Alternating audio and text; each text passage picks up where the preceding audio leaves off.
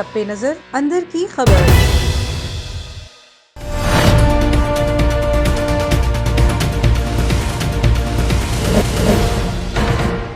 बिस्मिल्लाहिर्रहमानिर्रहीम। अस्सलाम वालेकुम नाजरीन, A1 टीवी की हेडलाइन के साथ में हूँ आरिफ सैयद। पाकिस्तान में कोरोना वबा जुलाई के आखिर या अगस्त में इंतहा पर पहुंचेगी। कौम के लिए बड़ा मुश्किल वक्त आने वाला है। वजीर आज़म इमरान खान ने फिर खबरदार कर दिया। लॉकडाउन में लोग बहुत मुश्किल से वक्त गुजार रहे हैं, एहतियात करें, मास्क पहनें। मनी लॉन्ड्रिंग और असासा जात केस में शहबाज शरीफ की आज नेब लाहौर में पेशी। सदर नून लीग की पेशी के मौके पर कारकुनों को भी कॉल दी गई। उधर जराये के मुताबिक नेब ने मनी लॉन्ड्रिंग केस में शहबाज शरीफ के दामाद हारून यूसुफ और भतीजी आसमा डार को भी तफ्तीश में शामिल कर दिया। अवाम के मुश्किल का 10वां रोज। मुल्क भर में पेट्रोलियम मसनूआत का बहरान बदस्तूर जारी। ऑयल मार्केटिंग कंपनियों की हट दरमी बरकरार। उधर ओगरा और वजारत पेट्रोलियम ने जिम्मेदारी अवाम के ऊपर डाल दी। पेट्रोलियम मसनूआत की किल्लत की इब्तदाई रिपोर्ट तैयार।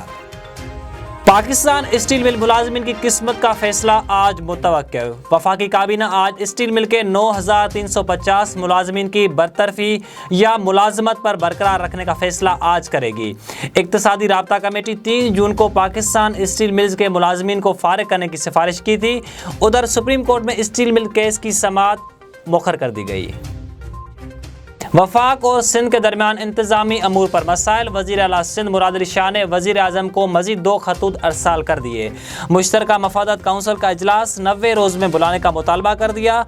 कहा वज़ीर आज़म की जिम्मेदारी है कि साल में 4 मरतबा कम अज़ कम मुश्तरका मफादत काउंसिल का इजलास बुलाएँ। A1 टीवी से फिलवक्त इतना ही। मजीद बाखबर रहने के लिए देखते रहिए A1 टीवी। हमारी वेबसाइट विजिट कीजिए www.a1tv.pk। आप हमें यूट्यूब और फेसबुक पर भी फॉलो कर सकते हैं।